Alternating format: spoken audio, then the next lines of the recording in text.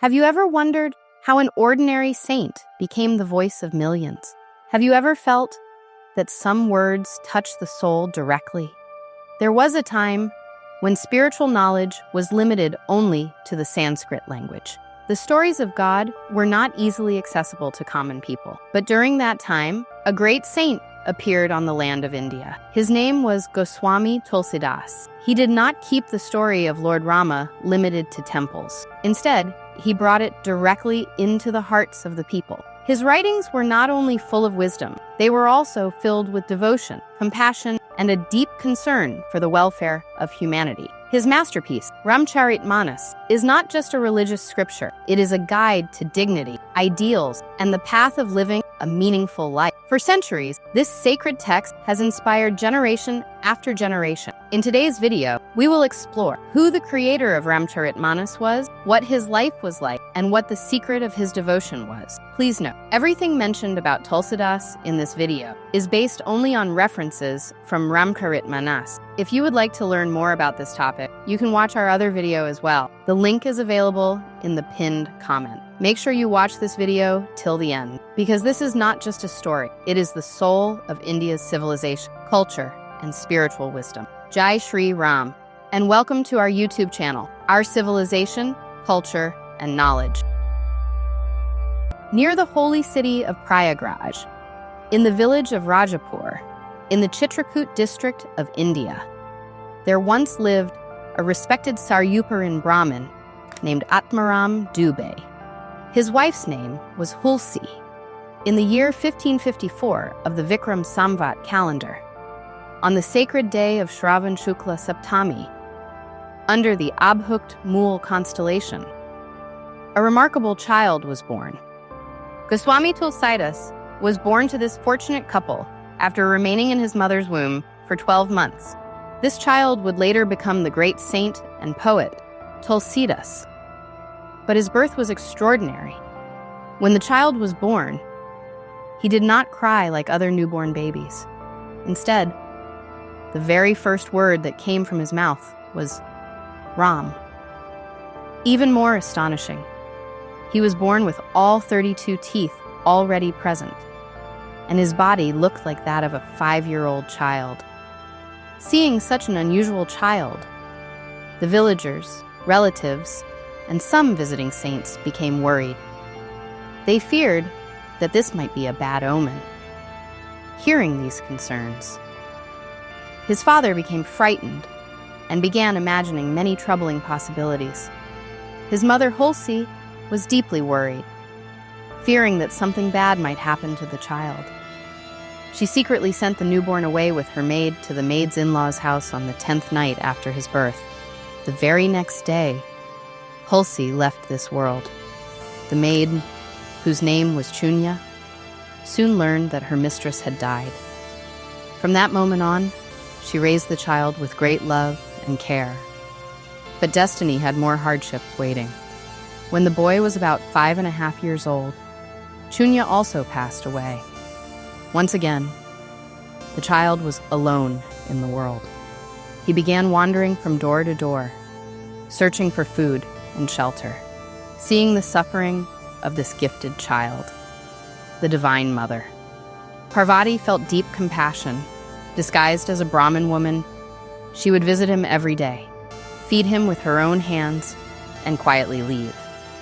Meanwhile, inspired by Shiva, a saint named Narharidas found the child.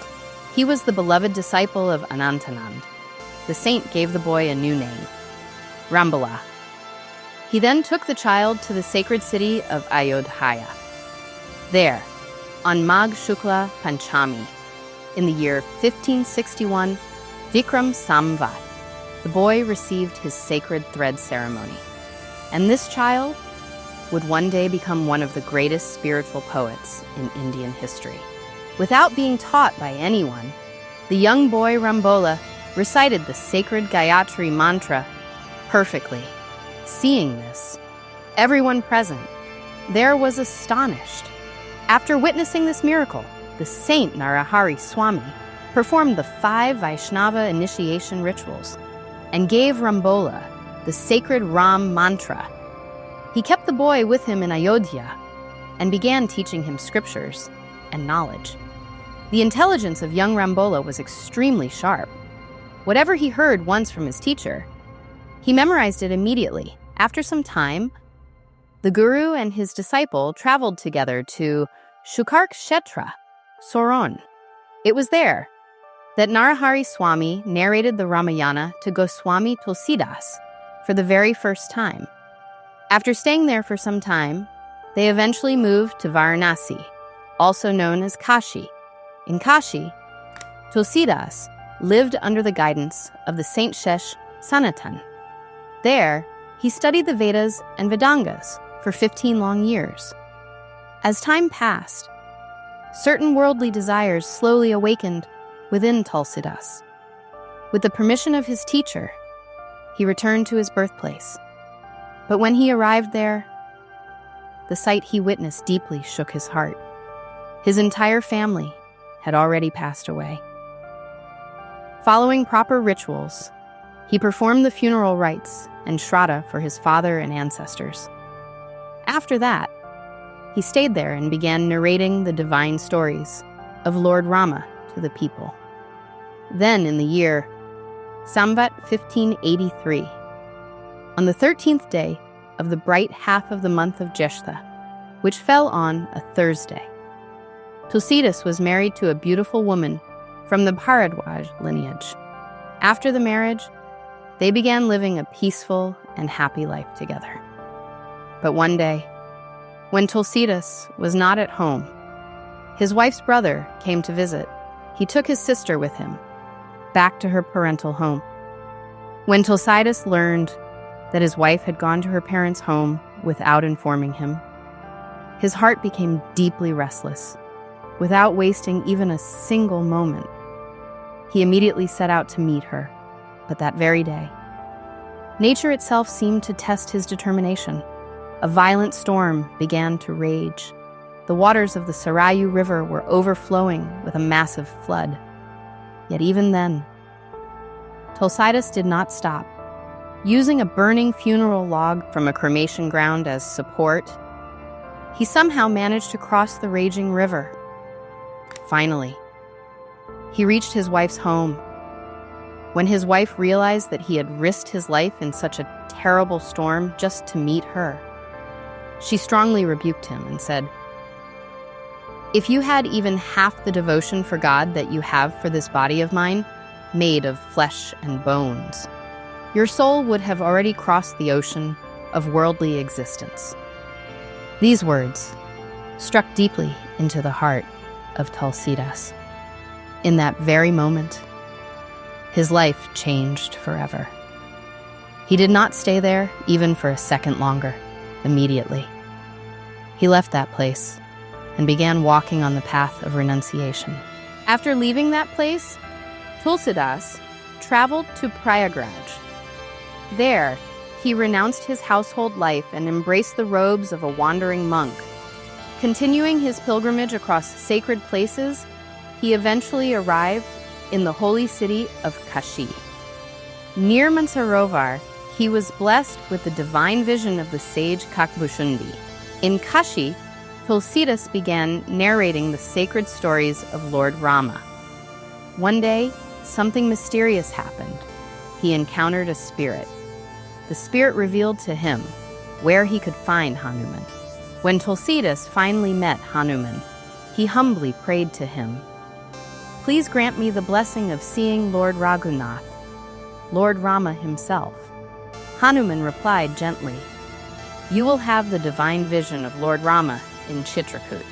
Hearing this, Tulsidas immediately set out for Chitrakoot. When he arrived, he settled at Ramghat, spending his days in prayer and devotion. One day, while walking around the sacred area, he saw an extraordinary sight. Two incredibly handsome royal princes were riding on horses, carrying bows and arrows. Tulsidas was mesmerized by their beauty, but sadly, he could not recognize who they truly were. A little later, Hanuman appeared and revealed the truth. Those princes were Lord Rama and Lakshmana. Realizing what had happened, Tulsidas was filled with deep regret. Hanuman comforted him and said, "Do not worry. Tomorrow morning, you will see them again." On Mauni Amavasya, in the year 1607 of the Vikram Samvat calendar, something miraculous happened. Lord Rama appeared again before Tulsidas, but this time in the form of a child. The child gently said, "Baba, please give me some sandalwood paste."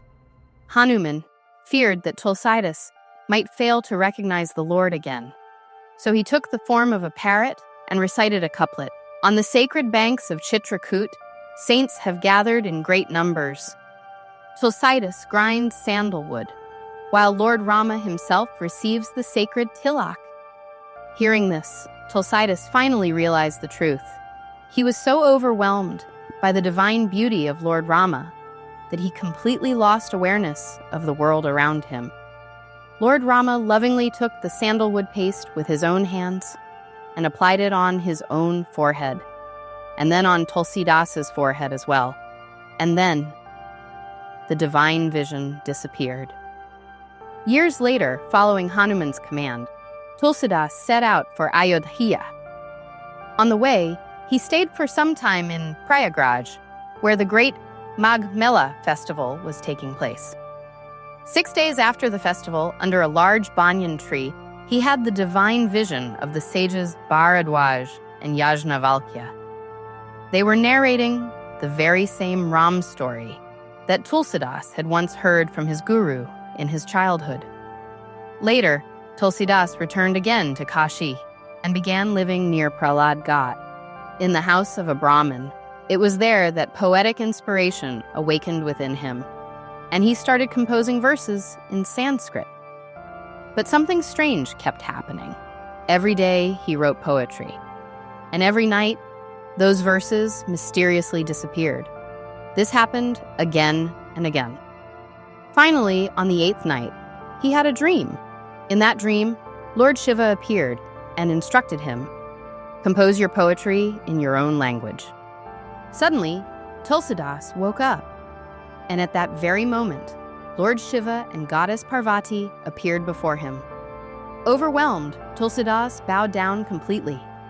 Lord Shiva blessed him and said, "Go to Ayodhya and write poetry in the language of the people. By my blessing, your poetry will bear fruits equal to the sacred Sama Veda."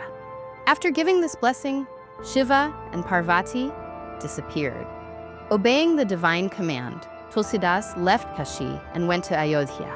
In the year 1631, Vikram Samvat, on the sacred day of Ram Navami, a rare celestial alignment appeared, the same as the one believed to have occurred during Lord Rama's birth in ancient times.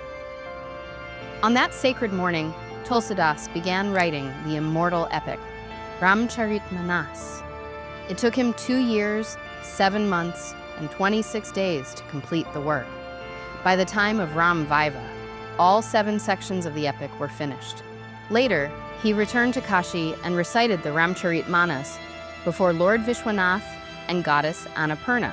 That night, the manuscript was placed inside the temple of Lord Vishwanath. The next morning, when the temple doors were opened, something astonishing was discovered. On the manuscript were written the sacred words, Satyam Shivam Sundaram. And beneath those words was the signature of Lord Shiva himself. However, when some scholars heard about this, they became jealous. They began criticizing Tulsidas and even tried to destroy the manuscript. They sent 2 thieves to steal the book. But when the thieves arrived near Tulsidas' hut, they saw something unbelievable. 2 powerful warriors were guarding the place, holding bows and arrows. One had a dark complexion, the other fair. Their divine presence purified the hearts of the thieves. At that very moment, they gave up their life of crime and devoted themselves to prayer. When Tulsidas heard about the incident, he felt sad that the Lord had to guard his hut. So he gave away all his belongings and kept the manuscript safely with his friend Todarmal. Later, he wrote another copy, and from that copy, many more manuscripts were prepared. Gradually, the fame of the Ramcharitmanas spread everywhere. Eventually, the great scholar Madhusudan Saraswati was asked to examine the work. After reading it, he praised it greatly and wrote, "In this forest of bliss called Kashi, Tulsidas is like a living, sacred Tulsi plant. His poetry blossoms like a beautiful flower, and Lord Rama, like a divine bee, forever hovers over it." Still, some scholars remained unconvinced, so they decided on one final test. Inside the temple of Lord Vishwanath, they placed, at the top, the Vedas below them, the Shastras below them, the Puranas, and at the very bottom, Ramcharitmanas. Then the temple was closed for the night. But when the temple opened the next morning, everyone was stunned. Ramcharitmanas was now placed above the Vedas. Seeing this miracle, the scholars were filled with shame. They asked Tulsidas for forgiveness and accepted him with deep respect. In his final years, Tulsidas lived near Asighat. One night, the spirit of the Dark Age, Kali Yuga, appeared and began troubling him. Tulsidas prayed to Hanuman. Hanuman advised him to compose devotional verses. Following this guidance, Tulsidas wrote the sacred Vinay Patrika and offered it at the feet of Lord Rama. Lord Rama himself signed the manuscript and granted him complete fearlessness. Finally, in the year 1680, Vikram Samvat, on a Saturday during the month of Shravan at Asighat, the great Saint Goswami Tulsidas peacefully left his mortal body while chanting the sacred name, Ram, Ram. By the grace of Lord Siaram, this sacred story now comes to an end. If, while sharing this divine journey, we made any mistakes in words, in emotions, or in expression, we sincerely ask for forgiveness from you and from Lord Ram. Because this is not just the story of a saint, it is devotion, it is sacrifice, it is the kind of love that leads a soul to God. Goswami Tulsidas taught us that no matter how difficult life becomes, if your faith in Ram stays unshaken, then even God himself protects the honor of his devotee. Forgive our faults and imperfections, O Lord Siaram. On this sacred Ram Navami, we bow again and again. O Lord Ram, please forgive our mistakes and bless us with unwavering devotion like Tulsidas. If this story touched your heart, please share it with others so that the name of Ram reaches every soul. And always remember, when you call him with a true heart, in the end, Ram listens.